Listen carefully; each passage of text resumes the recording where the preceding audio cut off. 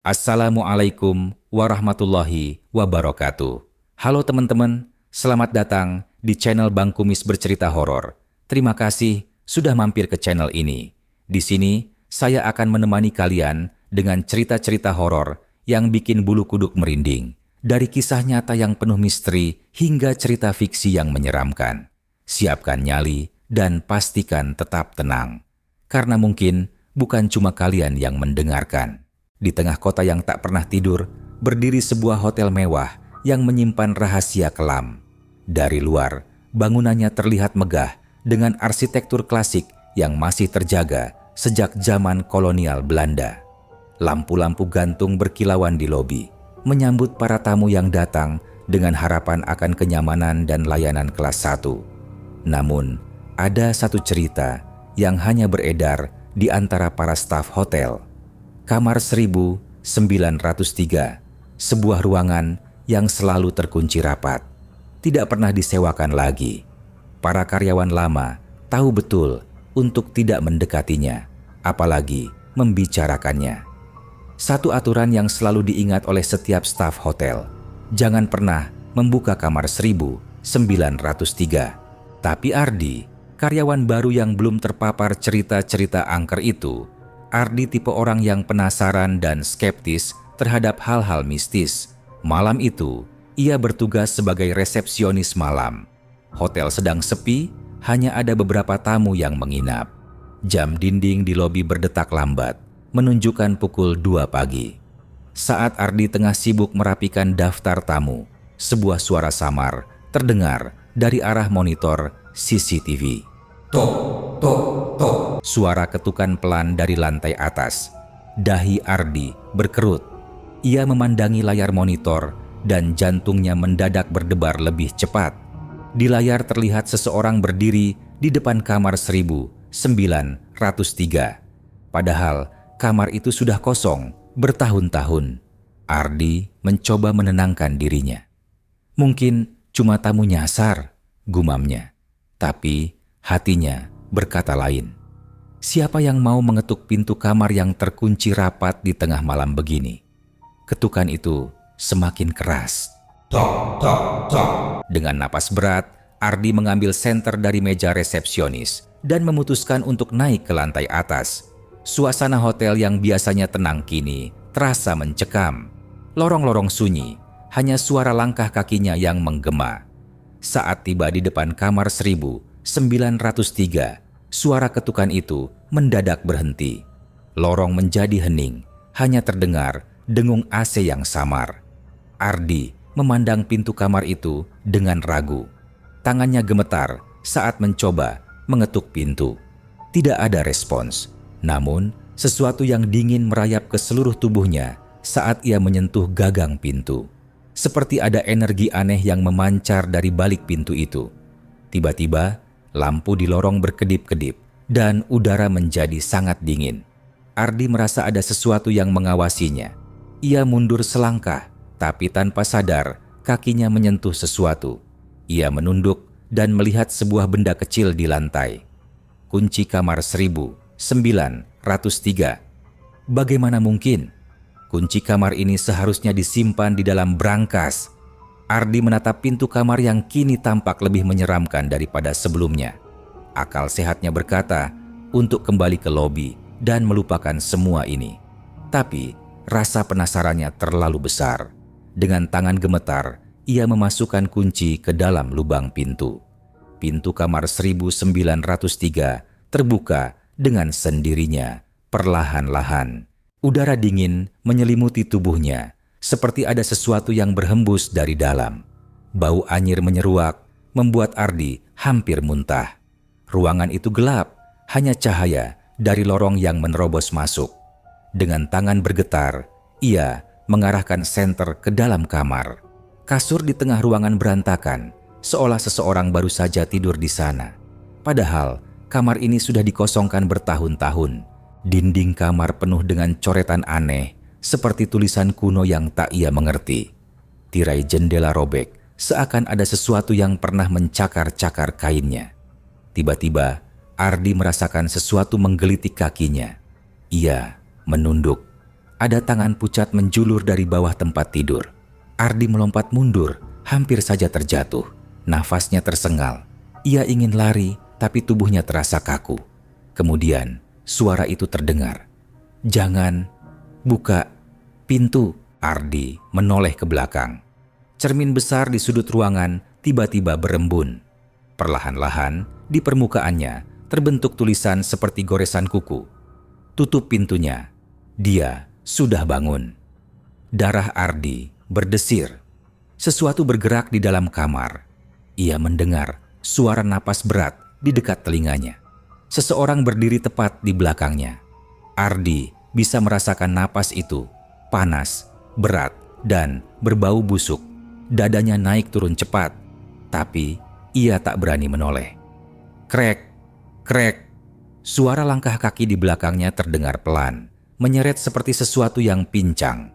Bayangan hitam samar-samar muncul di cermin. Tinggi, kurus, dengan kepala miring ke satu sisi. Dan kemudian, ia tersenyum. Ardi menjerit dan langsung berlari ke pintu. Tapi, saat tangannya meraih gagang, pintu itu tertutup sendiri dengan keras. Ia mencakar-cakar kayu pintu, menarik-narik gagangnya, tapi tak bergeming. "Jangan buka pintu." Suara itu terdengar lagi. Kali ini lebih dekat, lebih lirih, seperti berbisik langsung di telinganya. Jantungnya hampir meledak. Ia berbalik dengan napas tersengal. Di tengah kamar, berdiri sosok itu. Tingginya hampir mencapai langit-langit. Tubuhnya kurus kering dengan kulit abu-abu membusuk.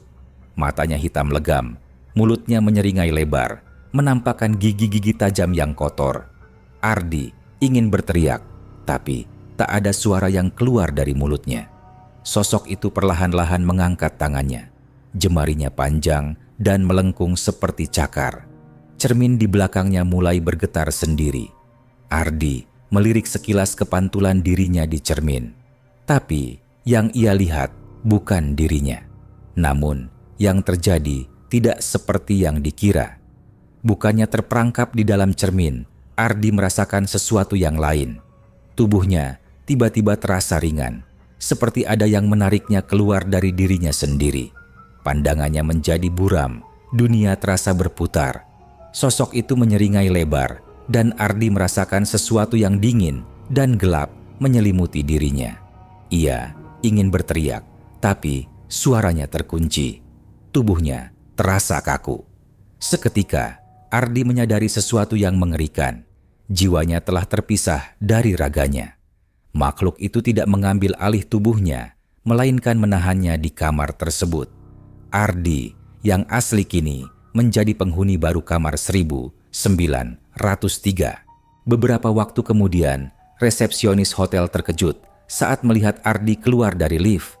Bajunya rapi, wajahnya tenang, tapi ada sesuatu yang terasa salah. "Pak Ardi, Anda baik-baik saja?" tanyanya ragu. Ardi tersenyum, tapi senyum itu terasa tidak wajar, terlalu lebar, terlalu kosong. "Saya baik-baik saja," katanya datar. "Saya sudah mengerjakan pekerjaan shift malam. Saya ingin pulang." Resepsionis itu melirik ke Ardi dengan penuh ketakutan. Ardi menatapnya dalam-dalam, tanpa berkedip sama sekali. Wanita itu bergidik. Ada sesuatu di balik tatapan itu, sesuatu yang dingin dan bukan manusiawi. Setelah percakapan tersebut, Ardi berjalan keluar dari hotel. Matahari pagi bersinar terang, tapi tubuhnya tidak memancarkan bayangan di trotoar. Sementara itu, di dalam kamar 1903, ruangan kembali sunyi. Namun, ada sesuatu yang baru. Di dinding kamar, bayangan samar menyerupai wajah Ardi tampak terpaku dalam ekspresi penuh ketakutan. Dari balik cermin yang tidak lagi memantulkan bayangan, terdengar suara lirih yang bergema. "Tolong, keluarkan aku Ardi, tolong." Kamar itu telah menahan Sukma Ardi, menjadikannya bagian dari misteri kelam yang terus hidup di balik pintu kamar 1903. Meskipun matahari pagi bersinar terang, ada sesuatu yang terasa gelap dan menekan di dalam hotel itu. Para staf mulai merasa ada yang tidak beres dengan Ardi, terutama Dita, seorang karyawan lama yang sudah bekerja di hotel ini lebih dari 5 tahun. Ia sudah terbiasa dengan atmosfer aneh yang kadang muncul di hotel. Tapi ada satu hal yang tidak bisa ia abaikan, perubahan pada Ardi. Setelah kejadian malam itu, Dita mulai memperhatikan Ardi dengan lebih teliti. Awalnya, dia pikir itu hanya perasaan heran karena Ardi baru saja bekerja. Namun, semakin hari, sikap Ardi semakin berbeda. Wajahnya terlihat lebih pucat, senyum yang biasanya tampak ramah kini terasa terlalu kaku, dan tatapannya kosong, seperti tidak lagi hidup. Suatu pagi, saat Dita sedang bertugas di lobi, ia melihat Ardi datang. Tapi kali ini ada yang aneh. Ardi berjalan menuju meja resepsionis tanpa berkata apa-apa, tidak seperti biasanya yang selalu menyapa dulu. Wajahnya bahkan tak menunjukkan ekspresi sama sekali. "Pak Ardi, kamu oke?" tanya Dita ragu, mendekati meja. Ardi menoleh pelan dan senyumnya terlihat tidak wajar, terlalu lebar hingga hampir mengerikan. Dita merasakan sesuatu yang dingin saat melihat senyum itu. "Saya baik-baik saja, Dita. Hanya ingin duduk sejenak," jawab Ardi dengan suara datar. Dita merasa tidak nyaman.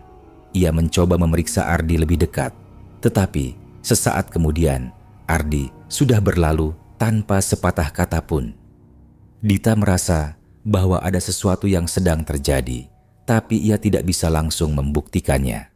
Hari demi hari, perubahan pada Ardi semakin mencolok. Ia sering melamun di meja resepsionis, seolah tidak menyadari apapun di sekitarnya.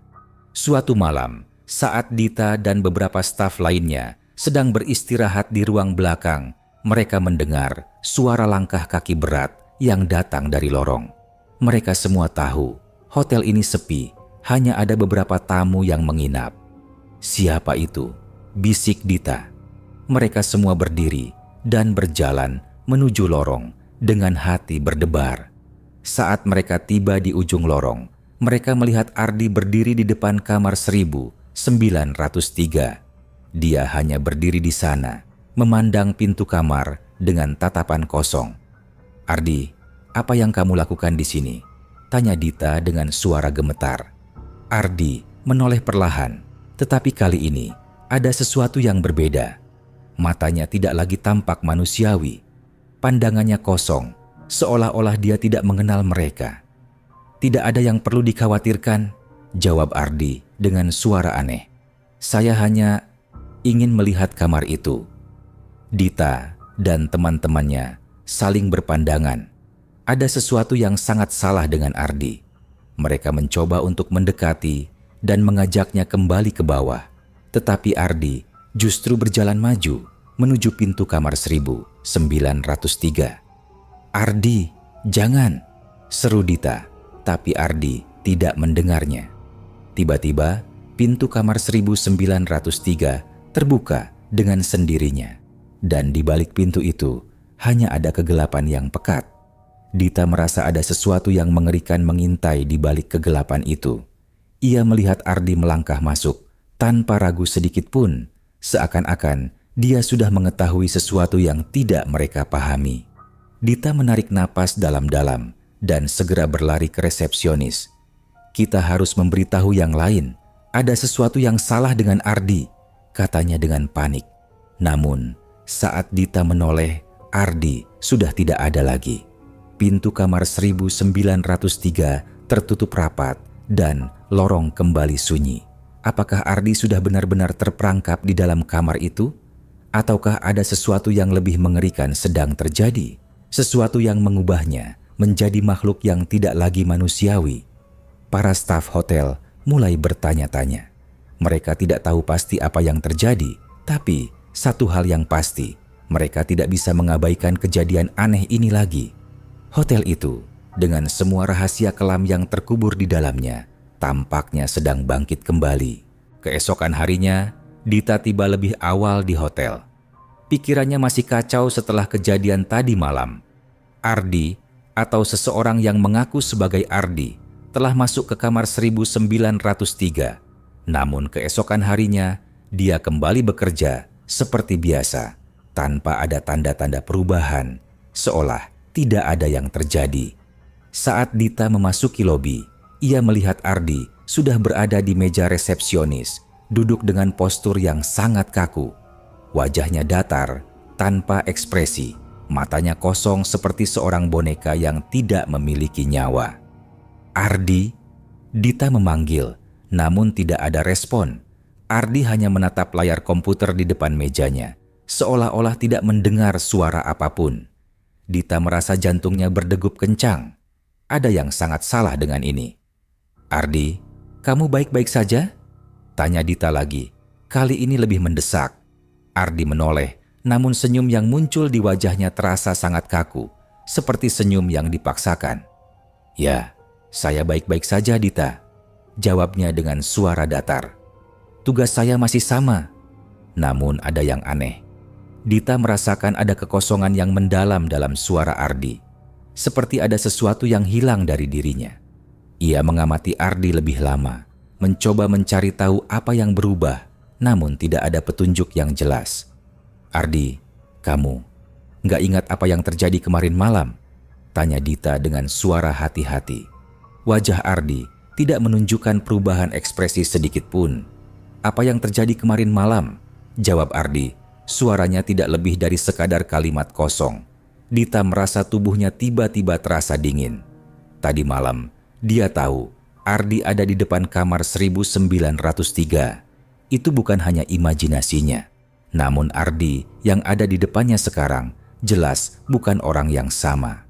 Sosok yang tadi malam melihat ke dalam kegelapan kamar itu, yang melangkah tanpa ragu masuk ke dalamnya, tidak bisa hanya berubah dalam semalam menjadi sosok ini yang begitu kosong. Dita mulai merasakan ketakutan yang semakin menggelayuti dirinya. Apakah Ardi masih ada di sini? Ataukah ada sesuatu yang lebih gelap, lebih mengerikan, yang kini telah menggantikannya? Di tengah kebingungannya, salah satu staf hotel yang lain, Rian, mendekat dan berkata dengan suara lirih, "Dita, kamu nggak lihat sesuatu yang aneh tentang Ardi? Dia nggak seperti biasanya." Dita mengangguk pelan, mengerti apa yang dimaksudkan Rian. Mereka berdua mulai saling berbicara pelan, mencoba memahami apa yang terjadi. Namun, saat mereka mulai berbicara tentang Ardi, mereka mendengar suara langkah kaki di lorong. Suara itu sangat pelan, hampir tidak terdengar, tapi cukup untuk membuat bulu kuduk mereka meremang. Rian menatap Dita, matanya melebar. "Itu Ardi?" Dita menoleh ke arah suara tersebut. Di ujung lorong, Ardi muncul lagi. Namun kali ini, ia tidak datang dari arah resepsionis. Ia datang dari arah kamar 1903 dengan wajah yang kembali datar dan mata yang kosong. "Ardi, kenapa kamu?" Dita berkata dengan ragu, namun kata-katanya terhenti saat ia melihat sesuatu yang lebih mengerikan. Ardi yang berjalan ke arah mereka kini tampak lebih tinggi, lebih ramping, dan anehnya, langkahnya tidak wajar. Seperti ada sesuatu yang salah dengan cara ia melangkah, lebih seperti seretan daripada langkah kaki normal. Ardi menghentikan langkahnya tepat di depan Dita dan Rian. Namun sekali lagi, tidak ada ekspresi di wajahnya, hanya tatapan kosong yang menakutkan. Tanpa mengatakan sepatah kata pun, Ardi melanjutkan langkahnya melewati mereka, seolah-olah mereka tidak ada di sana. Dita dan Rian hanya bisa saling menatap dengan penuh kekhawatiran. Mereka tidak tahu apakah yang ada di depan mereka benar-benar Ardi atau makhluk lain yang telah menggantikannya. Namun satu hal yang pasti, Ardi yang dulu sudah hilang, tergantikan oleh sesuatu yang lebih gelap dan menakutkan. Hari itu, keanehan semakin berkembang. Ardi tampak bekerja tanpa henti, seperti tidak merasa lelah atau terganggu dengan apapun. Setiap gerakannya terasa kaku, seperti robot yang tidak lagi memiliki jiwa.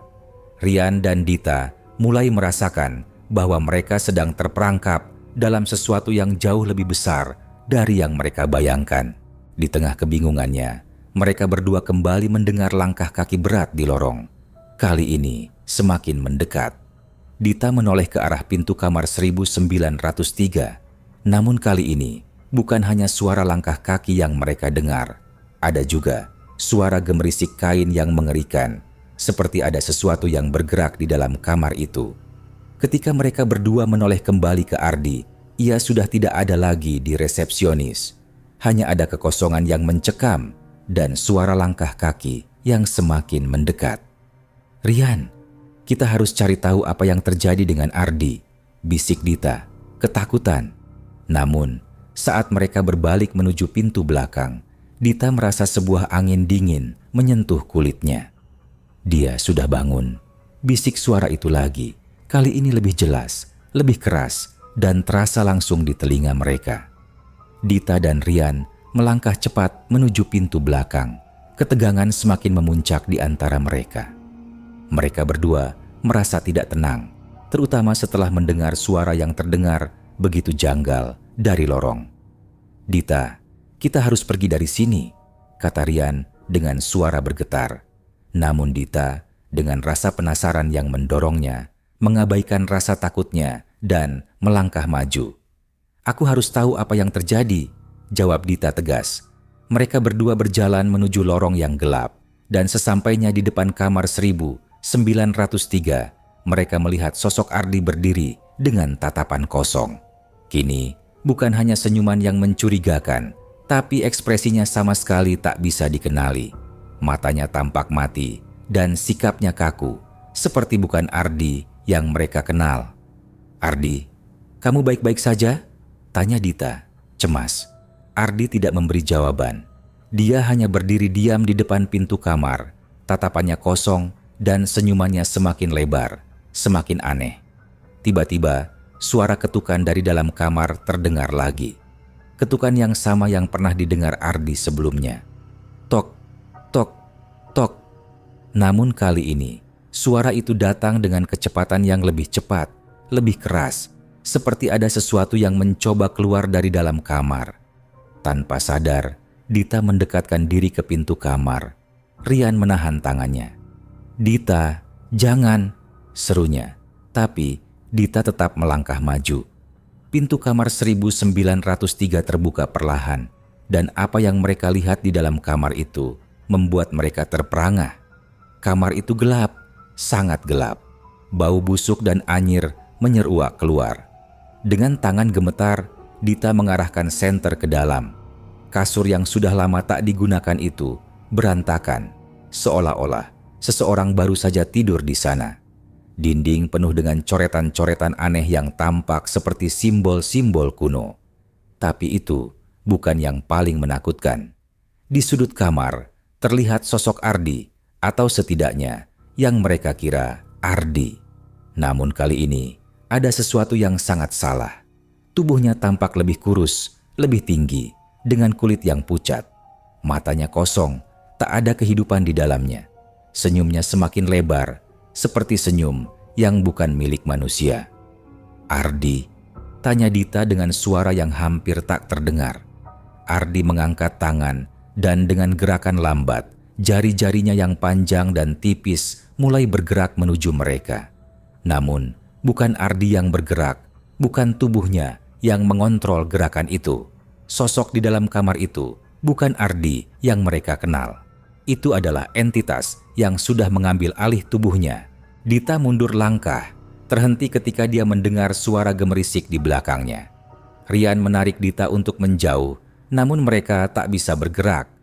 Kamar 1903 seakan memeluk mereka dalam kegelapan. Saat itulah Dita menyadari kebenaran yang mengerikan. Sosok yang mereka lihat selama ini bukanlah Ardi, tapi makhluk yang telah merasuki tubuhnya. Sosok itu kini bebas, berkeliling di hotel ini, dan berusaha menguasai lebih banyak tubuh, lebih banyak jiwa. Lama-kelamaan, Dita merasakan tubuhnya semakin terasa ringan. Suasana semakin mencekam, seperti ada sesuatu yang menarik jiwanya keluar dari tubuhnya. Di luar kamar, suara langkah kaki terdengar semakin mendekat. Rian berusaha membuka pintu kamar, namun pintu itu terkunci rapat. "Jangan buka pintunya." Suara itu terdengar lagi, kali ini lebih kuat, lebih mengancam. Dita berusaha menahan napasnya.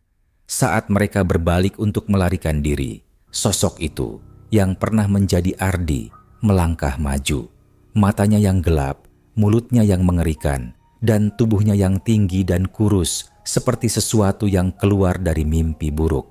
Tiba-tiba, suara jeritan keras terdengar dari dalam kamar. Suara itu seperti berasal dari dalam tubuh Dita sendiri, seperti suara jiwa yang terjebak. Tapi saat Dita berbalik, dia tak bisa lagi melihat Ardi.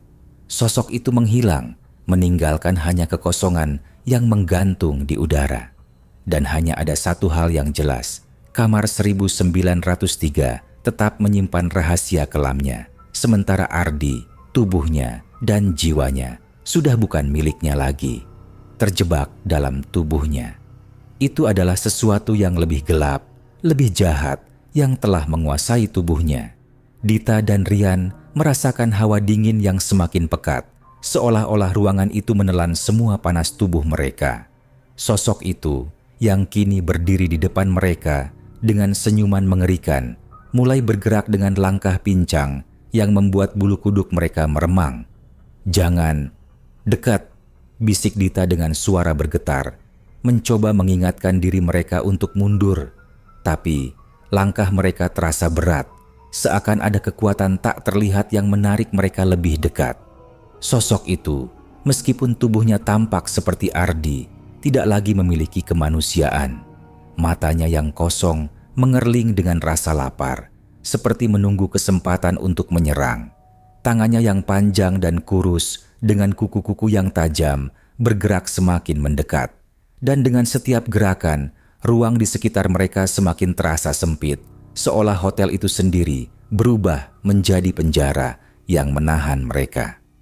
"Sial," Rian terdiam sejenak. Matanya terbeliak saat ia menyadari apa yang terjadi. Dia sudah jadi bagian dari kamar itu.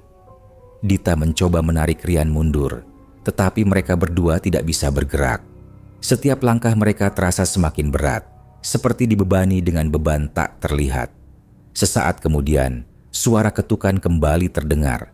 Tak hanya dari dalam kamar 1903, tetapi juga datang dari tempat yang jauh lebih dalam. Seperti ada sesuatu yang lebih besar, lebih mengerikan, yang tengah bangkit.